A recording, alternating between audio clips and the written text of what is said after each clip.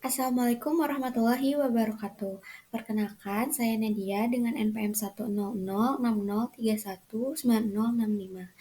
Pada kesempatan kali ini akan menyampaikan somedikasi batuk dan flu pada anak. Somedikasi merupakan salah satu bagian dari self-care, di mana merupakan usaha untuk mempertahankan kesehatan ataupun mencegah dan mengatasi penyakit. Somedikasi ini merupakan perilaku mengkonsumsi obat sendiri berdasarkan diagnosis terhadap gejala sakit yang dialami. Somedikasi erat kaitannya dengan obat-obatan over the counter yang biasa digunakan untuk mengobati penyakit ringan seperti sakit kepala, radang, radang tenggorokan, flu dan demam, serta dismenor.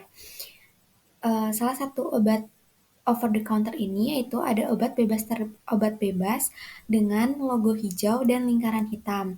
Obat bebas adalah obat yang dapat diperoleh tanpa resep dari dokter, dapat dibeli melalui apotek, toko obat berizin, toko modern maupun toko kelontong.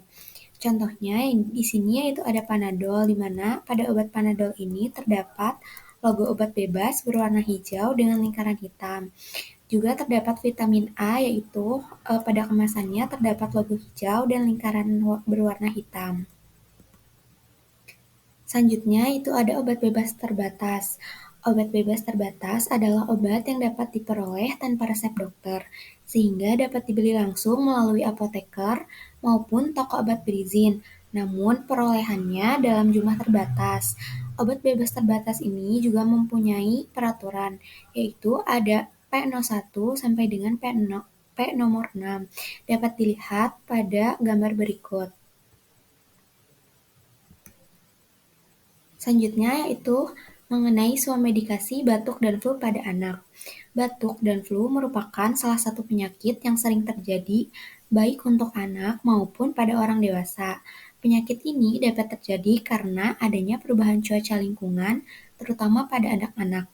Batuk merupakan mekanisme pertahanan diri yang paling efisien dalam membersihkan saluran nafas, yang bertujuan untuk menghilangkan benda asing atau dahak yang menyumbat.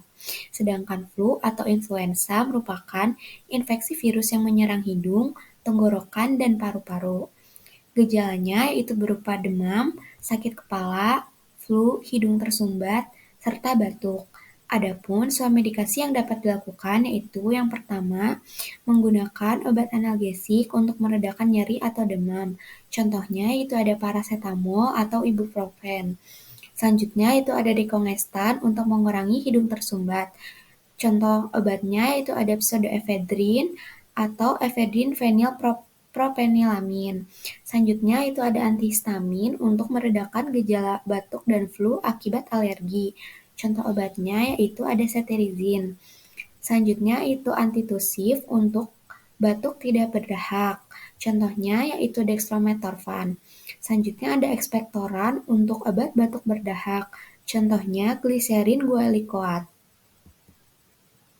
Selain menggunakan obat-obat, somedikasi yang dapat dilakukan yaitu ada istirahat yang cukup, menghirup uap air hangat, minum air putih yang cukup, memakan makanan yang bergizi, serta hindari asap rokok. Hal yang perlu dilakukan oleh orang tua untuk dapat menghentikan somedikasi dan konsultasikan ke dokter jika demam yang telah diderita lebih dari 3 hari setelah pengobatan.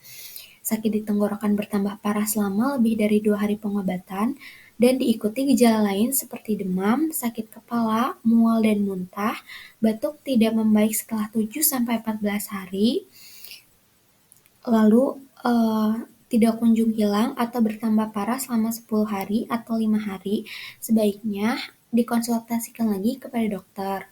Cukup sekian soal medikasinya. Terima kasih. Wassalamualaikum warahmatullahi wabarakatuh.